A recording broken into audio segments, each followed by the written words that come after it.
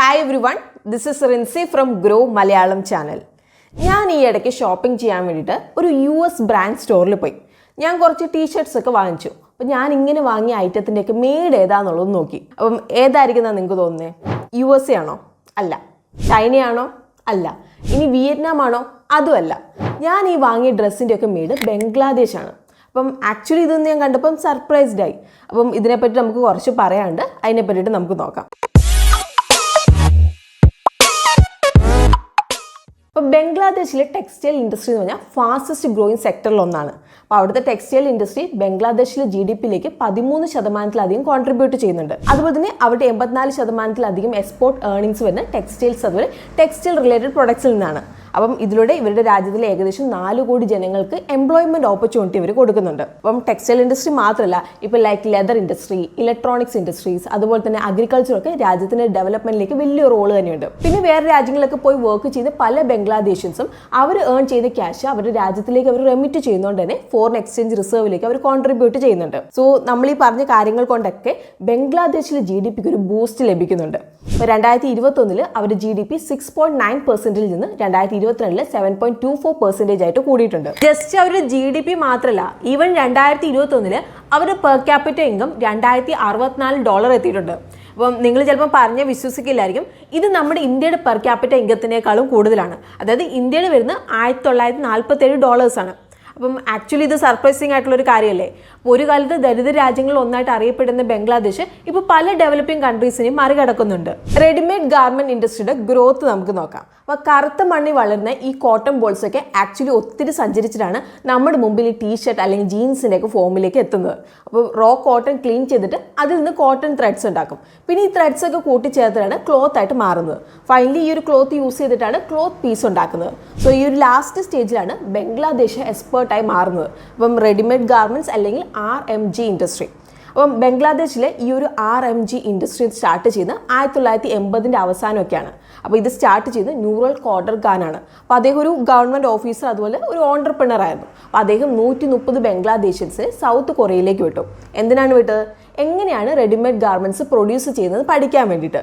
So ഇവരെല്ലാം കൂടി ഒന്ന് ചേർന്നിട്ടാണ് ബംഗ്ലാദേശിലെ ഫസ്റ്റ് ടെക്സ്റ്റൈൽ ഫാക്ടറി സെറ്റ് ചെയ്യുന്നത്.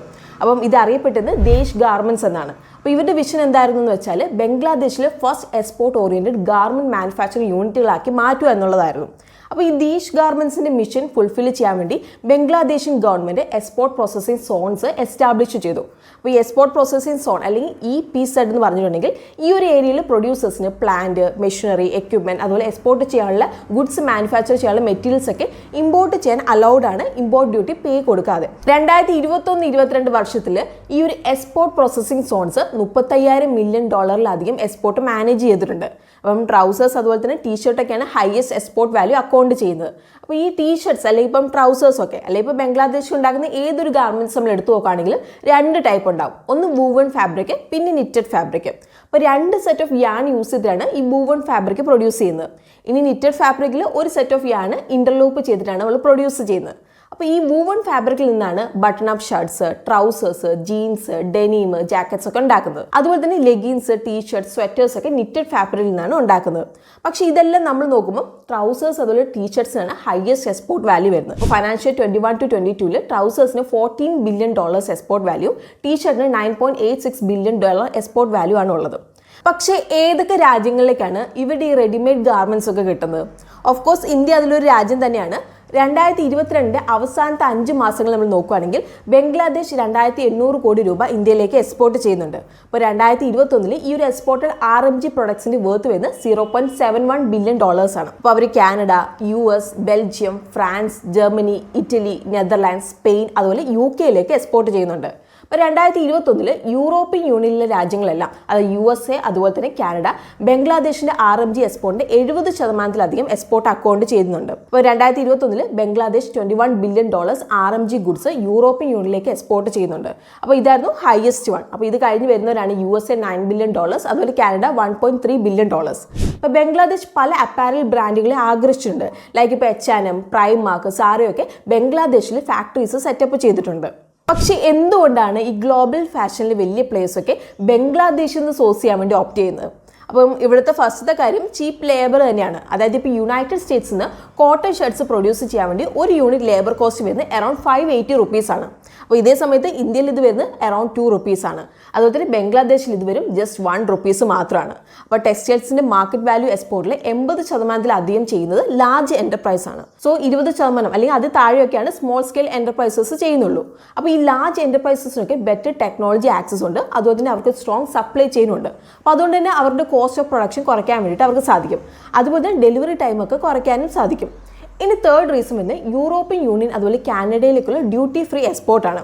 അപ്പോൾ ഇതിന് കാരണം എന്താണെന്ന് വെച്ചാൽ ബംഗ്ലാദേശ് ഒരു ലീസ്റ്റ് ഡെവലപ്ഡ് കൺട്രി ആയതുകൊണ്ട് തന്നെ ഈ ഡെവലപ്ഡ് കൺട്രീസൊക്കെ അവിടെ എക്സ്പോർട്ടൊക്കെ ബൂസ്റ്റ് ചെയ്യാൻ വേണ്ടി പ്രിഫറൻഷ്യൽ റൈറ്റ്സ് കൊടുത്തിട്ടുണ്ട്.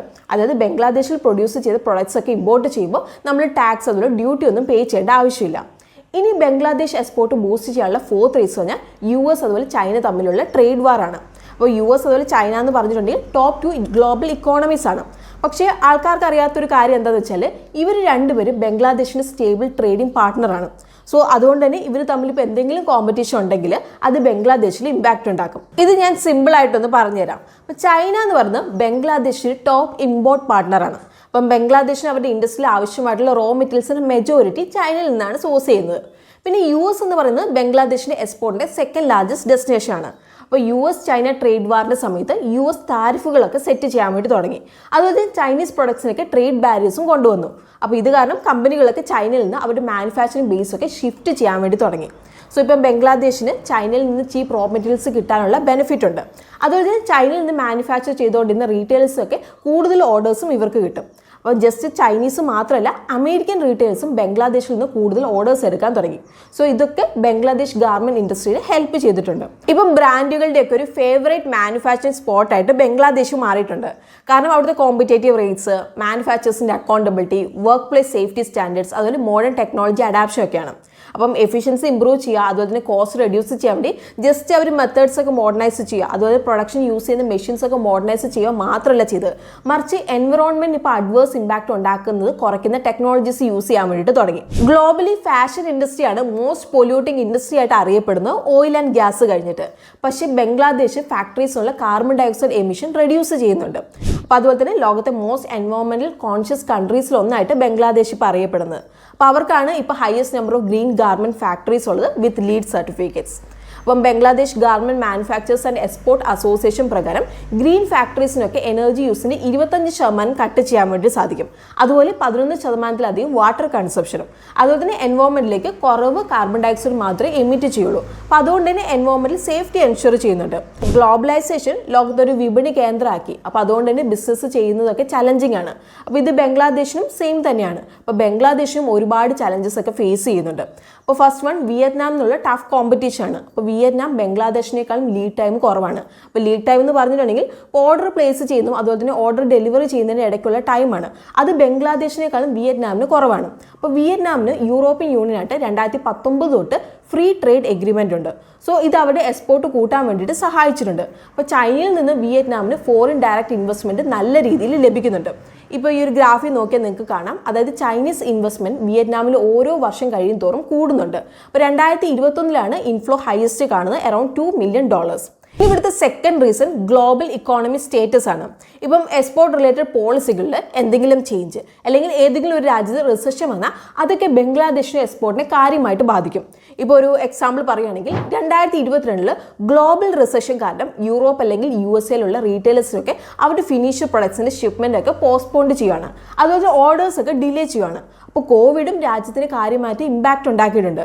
അപ്പോൾ $3.5 ബില്യൺ വർത്ത് ബംഗ്ലാദേശൻ ഗാർമെൻറ്റ്സ് ക്യാൻസൽ ചെയ്തു. സോ ഇത് കാരണം 70,000 ആളുകൾക്കാണ് ജോലി നഷ്ടമായത്. അപ്പോൾ എക്സ്പോർട്ട് 84% ഡിക്ലൈൻ ചെയ്തു. പക്ഷേ വേൾഡ് ബാങ്ക് അതുപോലെ ഗവൺമെൻറ് ഒക്കെ സഹായത്തിനുണ്ടായിരുന്നു. അപ്പോൾ അവർ $1 മില്യൺ വർത്തുള്ള പല പാക്കേജുകളും അനൗൺസ് ചെയ്തു. അതുപോലെ ലോൺസ് ഒക്കെ റീഫിനാൻസ് ചെയ്യുകയും ചെയ്തു. ഇനി നമുക്ക് മെയ്ഡ് ഇൻ ഇന്ത്യ ഗാർമെൻറ്റ്സിന് പോസിബിലിറ്റി നോക്കാം. ഒരു ദിവസം നമ്മൾ US ബ്രാൻഡ് ഔട്ട്ലെറ്റിൽ പോയിട്ട് ഒരു ഡ്രസ്സ് എടുക്കുമ്പോൾ അതിൽ മെയ്ഡ് ഇൻ ഇന്ത്യ എന്ന ടാഗ് കണ്ടാൽ എങ്ങനെ ഇരിക്കും? കൊള്ളാമല്ലേ? പക്ഷേ ഇങ്ങനെ കാണണമെങ്കിൽ ഇന്ത്യ മുന്നിട്ടിറങ്ങണം. മേ ബി ബംഗ്ലാദേശിനെ കണ്ട് കാര്യങ്ങൾ അവർ പഠിക്കണം. ഇന്ത്യയിൽ ഇപ്പോൾ പ്രൊഡക്ഷൻ ഇൻക്രീസ് ചെയ്യാൻ വേണ്ടി ഒരുപാട് സ്കീമുകളൊക്കെ കൊണ്ടുവരുന്നുണ്ട്. ലൈക്ക് ഇപ്പോൾ PLI സ്കീമൊക്കെ. പക്ഷേ ഇതിൻ്റെ കൂടെ ഗവൺമെൻറ് അഡ്വാൻസ് മെഷീൻസിന് മുകളിലുള്ള ഇമ്പോർട്ട് ഡ്യൂട്ടീസ് കുറയ്ക്കാൻ കൂടി കൺസിഡർ ചെയ്യണം. അങ്ങനെയെങ്കിൽ പ്രൊഡക്ഷൻ കോസ്റ്റ് നമുക്ക് കുറയ്ക്കാൻ വേണ്ടിയിട്ട് പറ്റും. ഇനി അടുത്തൊരു ഏരിയ എന്ന് പറഞ്ഞാൽ ഇന്ത്യയുടെ ഇമ്പോർട്ടേഴ്സ് ലൈക്ക് ഇപ്പോൾ UK, Canada, European Union countries ഒക്കെ പ്രിഫറൻഷ്യൽ ട്രേഡ് എഗ്രിമെൻറ്റ്സ് പെർസ്യൂ ചെയ്യാം. പിന്നെ അറ്റ്ലീസ്റ്റ് ഗാർമെൻറ്റ് സെക്ടറിലെങ്കിലും വുമൺ എംപ്ലോയ്മെൻറ്റ് പാർട്ടിസിപ്പേഷൻ കൊണ്ടുവരാൻ വേണ്ടിയിട്ട് നോക്കണം. അങ്ങനെയെങ്കിൽ ഹയർ പ്രൊഡക്ഷൻ ഇത് എൻഷുർ ചെയ്യും. ഇപ്പോൾ ബംഗ്ലാദേശിൽ വുമൺ പാർട്ടിസിപ്പേഷൻ വരുന്നത് 30.4% ആണ്. അപ്പോൾ ഇതേ സമയത്ത് ഇന്ത്യയിൽ ഇത് 20% ആണ്. ഇനി അടുത്തത് ടേൺ അറൗണ്ട് ടൈം അല്ലെങ്കിൽ ലീഡ് ടൈം ആണ്. അപ്പോൾ ഇന്ത്യ അവരുടെ സപ്ലൈ ചെയിൻ ഇംപ്രൂവ് ചെയ്യണം. അതുപോലെ തന്നെ ബംഗ്ലാദേശിൽ ലീഡ് ടൈം വരുന്നത് ലെസ് ദാൻ 50 days ആണ്. സോ അതിലും കുറയ്ക്കണം നമ്മുടെ ഗാർമെൻറ്റ് ഇൻഡസ്ട്രിയുടെ ലീഡ് ടൈം. അപ്പോൾ ബംഗ്ലാദേശിനെ ബീറ്റ് ചെയ്യണമെങ്കിൽ ഇന്ത്യ അവരുടെ കളി ബംഗ്ലാദേശുമായിട്ടൊന്ന് സമനിലയിൽ എത്തിക്കാനുണ്ട്. അതുപോലെ തന്നെ ഗുണനിലവാരമുള്ള ചീപ്പ് കോസ്റ്റിൽ ലഭിക്കുന്ന ആപ്റ്റ് വാല്യൂ ചെയിനുള്ള ഒരു ഡെസ്റ്റിനേഷൻ ആയിട്ട് മാറിയേക്കായത്. അപ്പം നമുക്ക് ഇങ്ങനെ തന്നെ പ്രതീക്ഷിക്കാം. അതായത് നമ്മുടെ ഡ്രസ്സിൽ അതുപോലെ തന്നെ ബാക്കിയുള്ള പ്രൊഡക്ട്സിലൊക്കെ മെയ്ഡ് ഇൻ ഇന്ത്യ എന്നുള്ള ടാഗ് നമുക്ക് കാണാവുന്നു. സോ വീഡിയോ നിങ്ങൾക്ക് ഇഷ്ടമായിട്ടുണ്ടെങ്കിൽ വീഡിയോ നിങ്ങൾ ലൈക്ക് ചെയ്യണം. അതുപോലെ തന്നെ ചാനൽ കോണ്ടന്റ് ഒക്കെ നിങ്ങൾക്ക് ഇഷ്ടമാവുന്നുണ്ടെങ്കിൽ ചാനൽ ഒന്ന് സബ്സ്ക്രൈബ് ചെയ്ത് സപ്പോർട്ട് ചെയ്യാൻ വേണ്ടിയിട്ട് മറക്കണ്ട. സോ നമുക്ക് ഇതുപോലുള്ള ഇൻഫോർമേറ്റീവ് ഇൻട്രസ്റ്റിംഗ് വീഡിയോസ് ആയിട്ട് നമുക്ക് വീണ്ടും കാണാം. അതുവരെ take care, happy investing and bye from Rincy.